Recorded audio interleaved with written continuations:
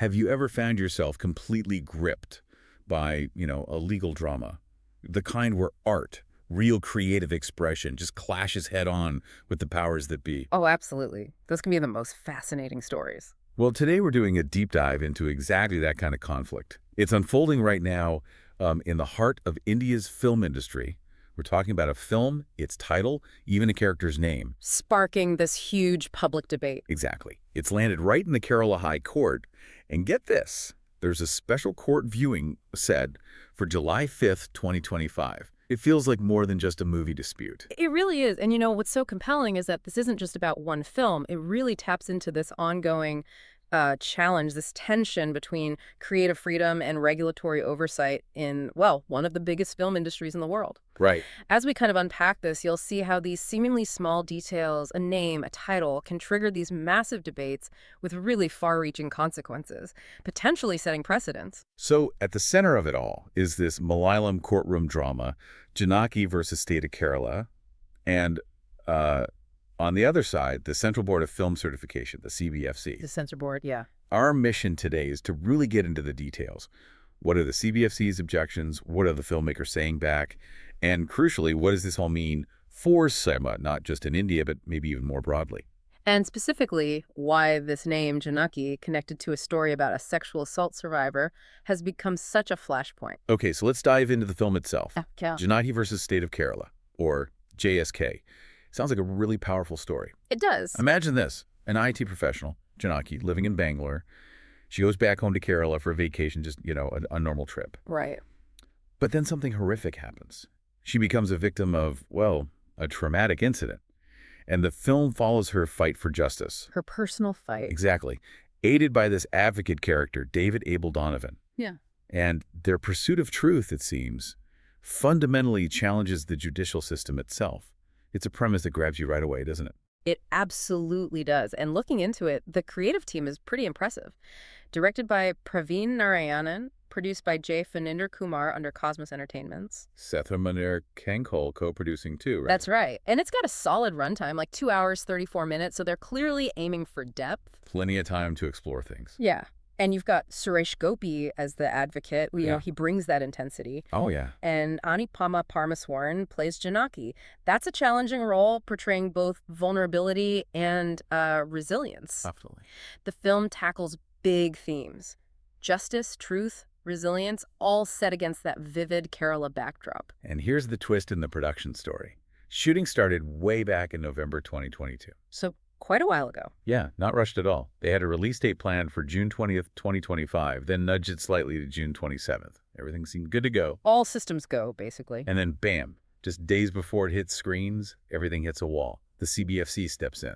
Which brings us to that critical question. Why? Why intervene so late, especially after they'd apparently cleared it? Right. What happened there? Well, it's quite unusual. The CBFC's revising committee, that's like the second level of review. Okay. They actually gave the film a UA certificate back on June 18th. UA, so suitable for most audiences with guidance. Exactly. Parental guidance suggested. It seemed done and dusted, but then just days before that June 27th release, they suddenly demanded these major changes. Wow. What changes specifically? Primarily the title of the film, and maybe more contentiously, the lead character's name, Janaki. Janaki. Why the name? Their reasoning was, well, they argued the name Janaki has this strong, revered connection to the Hindu goddess Sita. Ah, okay. And given the film's subject matter, including the depiction of sexual violence, they cited Section 5B2 of the Cinematograph Act, the part about potentially offending religious sensibilities. I see. The Deputy Solicitor General even argued in court that the film had mature themes and sexual language, making that connection, in their view, problematic. Okay, but this is where it gets really interesting, right? Yeah. Because the filmmakers, Cosmos Entertainments, they didn't just roll over. Not at all. They pushed back, and pushed back hard. What was their argument? Well, they pointed out what they saw as a huge inconsistency, a glaring one, really. How so? First, they said, hang on, the CBFC didn't seem to have any problem with the name Janaki in our trailers, which had been out for a while. Good point. And maybe even stronger, they pointed to another recent Malayalam film, actually, titled Janaki Jane. Same name, used prominently, no objections there. Janaki Jane. Okay. And they didn't stop there. They brought up classics like Seda Argita, Ramlakan, films where divine names were used without causing this kind of fuss. Right, those are iconic films. Their core point was powerful. Our Janaki isn't meant to be disrespectful. She's a fighter. She's a survivor seeking justice. She embodies resilience, not someone being denigrated. So changing her name felt arbitrary to them. Exactly. Arbitrary, and they argued a direct hit on their artistic integrity. So naturally, they took it to court. They did.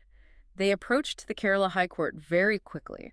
And during those first hearings, around June 27th, Justice N. Nagaresh, well, he seemed quite receptive to their arguments. How did that play out? His questioning of the CBFC was, frankly, pretty sharp. He directly asked them, we have Sayata Argita. Janaki is Sayata. Nothing happened then, no complaints. So why is this Janaki a complaint? Wow. That's putting it plainly. It really challenged the CBFC's logic, didn't it? Highlighting that potential inconsistency, comparing it directly to past examples. He was basically asking if they were applying the rules selectively here. Sort of questioning if the context of the name was the issue rather than the name itself. Precisely. Is it about the name or how the name is used in this particular story? That's a huge moment in court. And the judge didn't stop there, did he? No, he didn't. He went further, actually calling the CBFC's demand a challenge to the freedom of creative expression. Pretty strong words from the bench. Definitely. And then he decided to see for himself. Yes, which is quite a move. He scheduled a personal viewing of the entire film that's set for July 5th, 10 a.m. at Lal Media in Telleravatam. Representatives from both sides will be there. So the judge will actually watch the movie before deciding. Right. It signals a shift, maybe, towards judging the work on its own merit, not just based on bureaucratic arguments or summaries. It's a hands-on approach. That feels significant. And the final decision comes soon after. The next hearing for the final decision is scheduled for July 8th, 2025. So things are moving quickly towards a potentially landmark ruling. Okay, so let's zoom out a bit. What's been the reaction from the wider film industry, particularly in Kerala? Well, Malayalam film industry's response has been pretty robust, unified even. You've got the big organizations, FEFCA, that's the Film Employees Federation, AMMA, the Actors Association, and KFPA, the Producers Association. They didn't just issue statements. What did they do? They actually organized a very public protest on June 30th, right outside the CBFC office in Thiruvananthapuram, a clear show of solidarity. Wow, a physical protest. What's their main argument? Their message is clear. They see the CBFC's decision as arbitrary. But more than that, they see it as setting a really dangerous precedent. Dangerous how? That it could stifle creativity across the board. If this kind of objection stands, what does it mean for other filmmakers wanting to tackle sensitive or difficult subjects? They feel it's about protecting artistic freedom fundamentally. So it's bigger than just this one film for them. Absolutely. And that sentiment seems to be echoed in the public discourse, too. You see it online, in the news.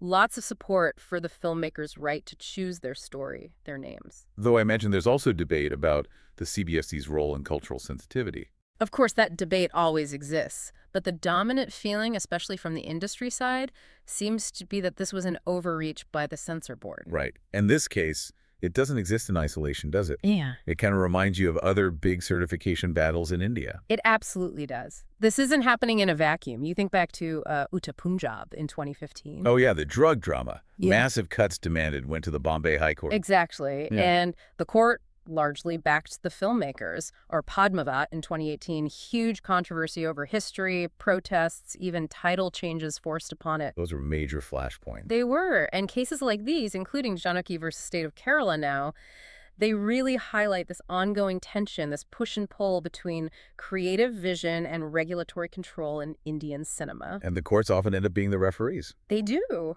Trying to find that, well, that very delicate balance. This specific case really puts the spotlight on how the CBFC uses its guidelines, particularly under the Cinematograph Act of 1952. Especially considering, as you mentioned, the history. Sometimes decisions seem influenced by, let's say, external pressures. Well, that's certainly been the criticism in the past. Films like Deepa Mehta's Fire or Water face significant hurdles, often linked to social or political sensitivities.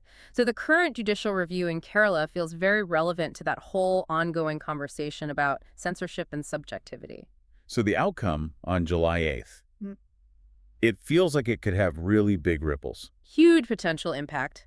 It could genuinely influence how films dealing with sensitive themes get certified moving forward. Affecting filmmakers' rights to tell certain stories. Potentially, yes. Their right to depict complex realities, fictional or otherwise, without facing what they might see as undue censorship or demands to change their core artistic choices.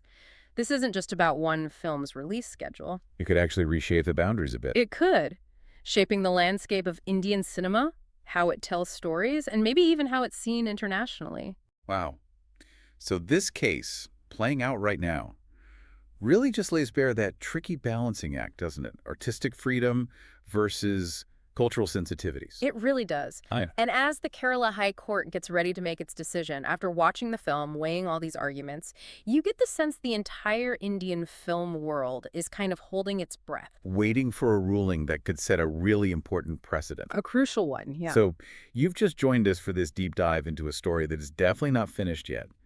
It's a gripping situation, a name, a film, and really the core idea of creative freedom in a massive movie industry.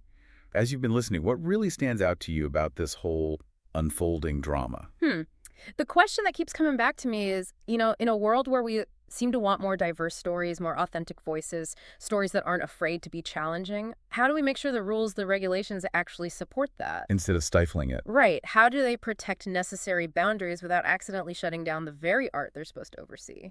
That's a tough line to walk. It really is. And it leaves us all wondering, doesn't it?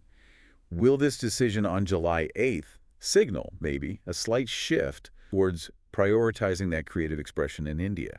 Or will it end up reinforcing the lines, the boundaries that filmmakers are constantly pushing against? Something definitely worth thinking about. Absolutely. Something to keep considering as we watch this incredibly powerful story continue to play out.